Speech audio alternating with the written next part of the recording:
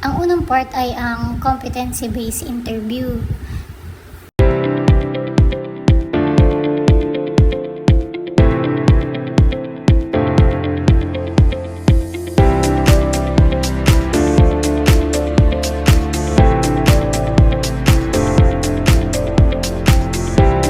Merong math, English, problem solving and comprehension ng short story or short paragraph, ganon.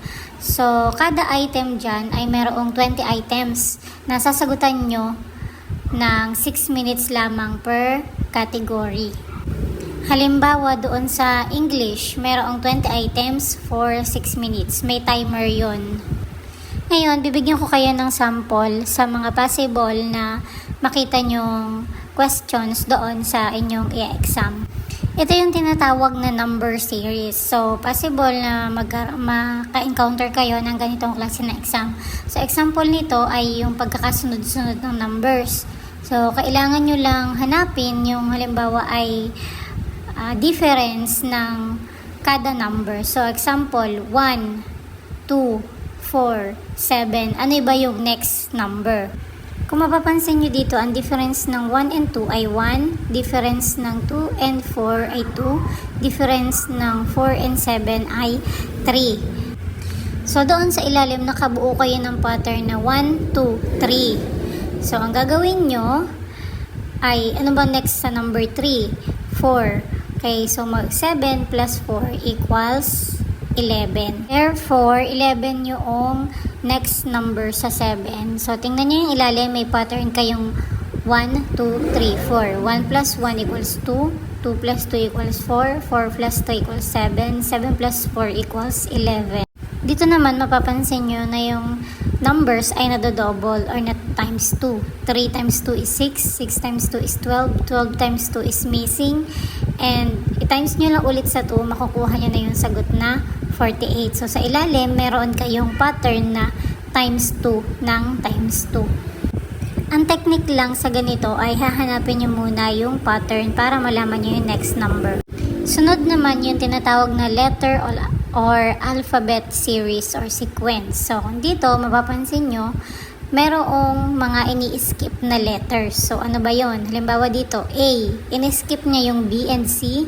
Next ay D. Skip ang E at F. Next, letter G. Skip uli ang H and I.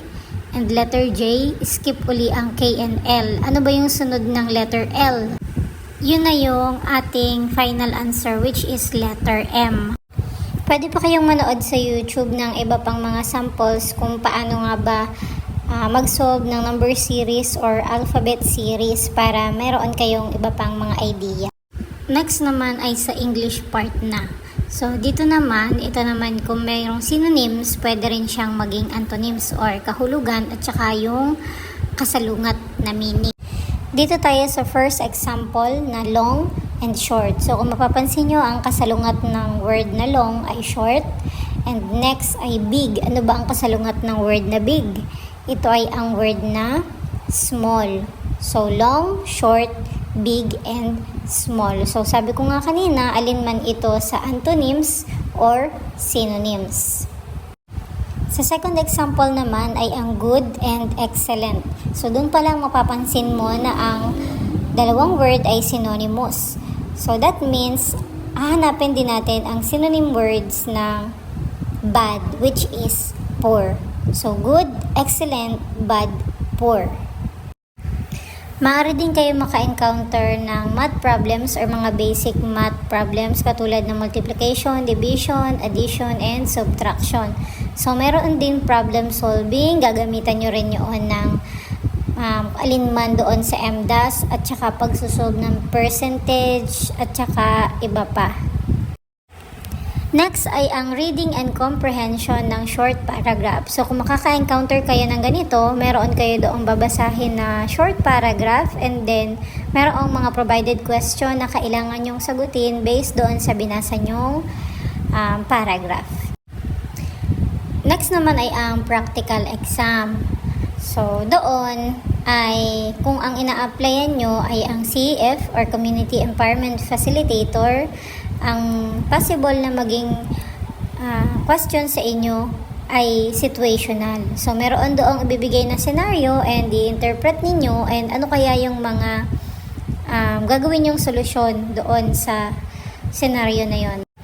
Maaari rin kayo maka-encounter ng iba pang mga math problem na kailangan nyo ring sagutan. And syempre, kung nag-a-apply kayo sa kahit ano namang posisyon, kinakailangan nyo pag-aralan kung ano ba yung position na ina-applyan nyo. So, kung maka-encounter man kayo ng essay about doon sa project na inyong ina-applyan, ay masasagutan nyo siya ng maayos at detailed.